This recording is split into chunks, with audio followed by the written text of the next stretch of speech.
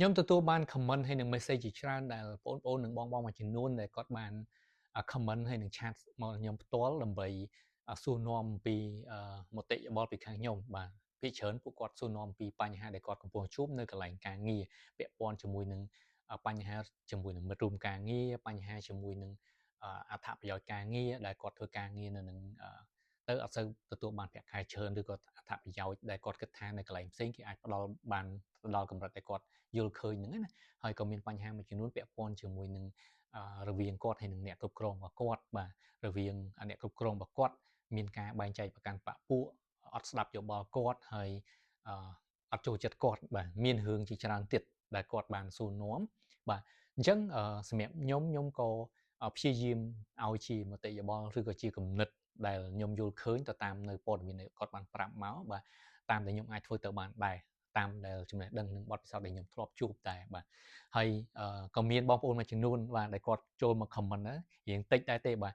តែខ្ញុំគិតថាអ្វីដែលគាត់ comment ហ្នឹងពិតជាត្រឹមត្រូវគាត់បានចូលមក comment ថាអ្វីដែលខ្ញុំលើកឡើងហ្នឹងក៏មិនប្រកាសថាដោះស្រាយបានគ្រប់បញ្ហាដែលខ្ញុំនិយាយនឹងដែរបាទខ្ញុំពិតជាទទួលស្គាល់មែនទែនបាទកន្លែងហ្នឹងគឺពិតជាត្រឹមត្រូវធម្មតាបញ្ហាកើតមានស្ដាប់ទៅដូចគ្នាមែនប៉ុន្តែបើសិនជាកើតឡើងនៅក្រុមហ៊ុនផ្សេងគ្នាឬក៏កន្លែងផ្សេងគ្នាអាចនឹងយកដំណោះស្រាយដូចគ្នានឹងទៅដោះស្រាយមិនប្រកាសថាដោះស្រាយបានទាំងអស់ទេបាទឬក៏ប្រភេទមនុស្សផ្សេងគ្នាបាទអញ្ចឹងដំណោះស្រាយគឺវាត្រូវតែបត់បែនទៅតាមទីតាំងទៅតាមមនុស្សទៅតាមបទពិសោធន៍បាទហើយនឹងទៅតាមស្ថានភាពដែរបាទ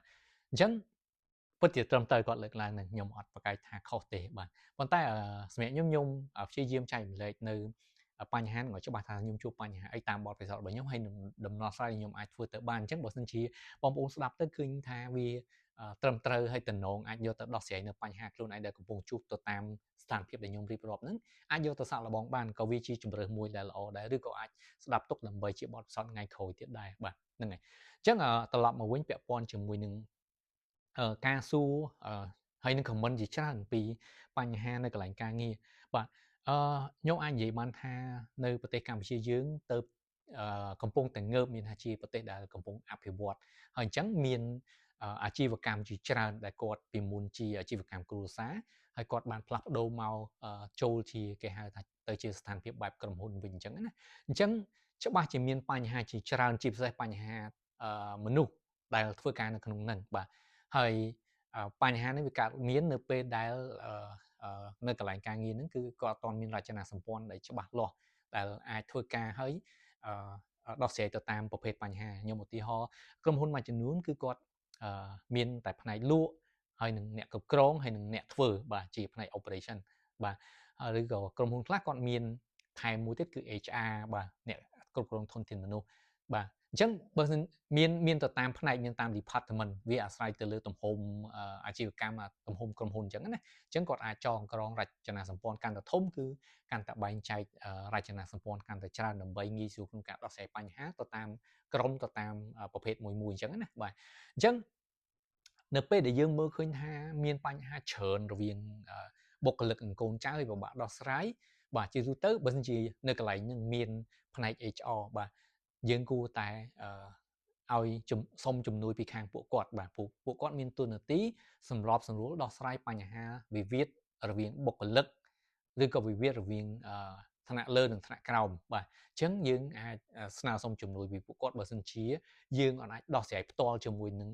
ដៃគូវិវាទរបស់យើងទេឧទាហរណ៍ដៃគូមិត្តរួមការងារឬក៏រវាងយើងនិងមេយើងបាទអត់អាចនិយាយរកដំណោះស្រាយរួមទេគឺយើងត្រូវការស្នើសុំជំនួយពីផ្នែកគ្រប់គ្រងធនធានមនុស្សបាទដើម្បីគាត់មកជួយដោះស្រាយហើយបើសិនជាផ្នែកគ្រប់គ្រងធនធានមនុស្សនឹងគាត់អត់ទាន់មានដំណោះស្រាយល្អទៀតគឺគាត់ត្រូវទៅលើកទៅខាងលើទៀតទៅខាង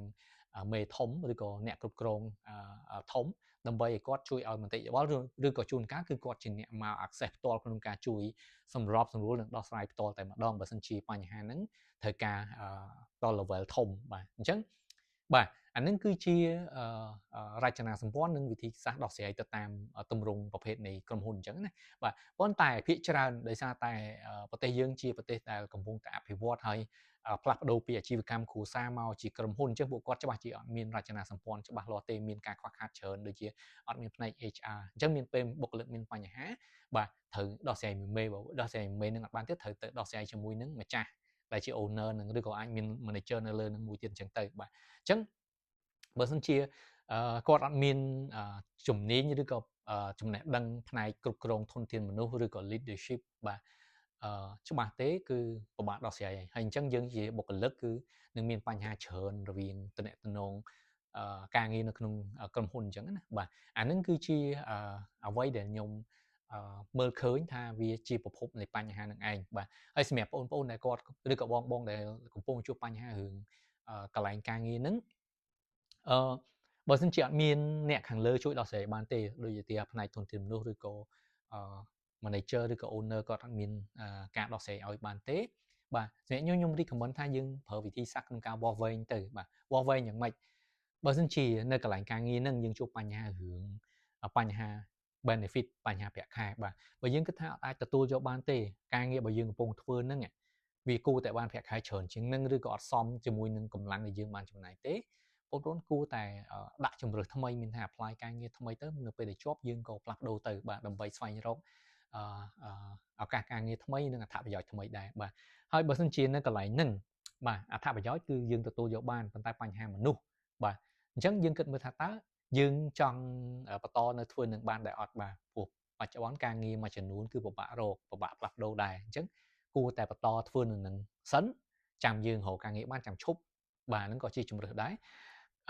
កន្លែងខ្លះទៀតមានន័យថាការងារនៅនឹងគឺល្អមែនទែនបាទមានថាទាំងជំនាញបច្ចេកទេសចំណេះដឹងបទពិសោធន៍គឺ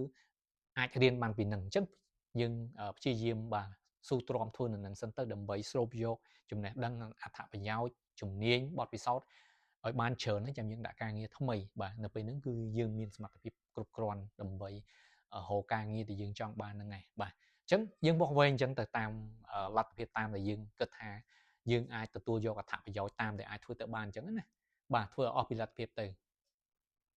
ហើយបាទសម្រាប់បងប្អូនផ្សេងទៀតមានមតិយោបល់មិនដែរសូមជួយបញ្ចេញមតិយោបល់មកបាទបើសិនជាគិតថាអ្វីដែលខ្ញុំលើកឡើងហ្នឹងវាមានអត្ថប្រយោជន៍សូមជួយចែកម្លែកទៅកាន់អ្នកផ្សេងទៀតដើម្បីគាត់អាចដឹងហើយនឹងយកវាទៅប្រើប្រាស់បាទអរគុណច្រើន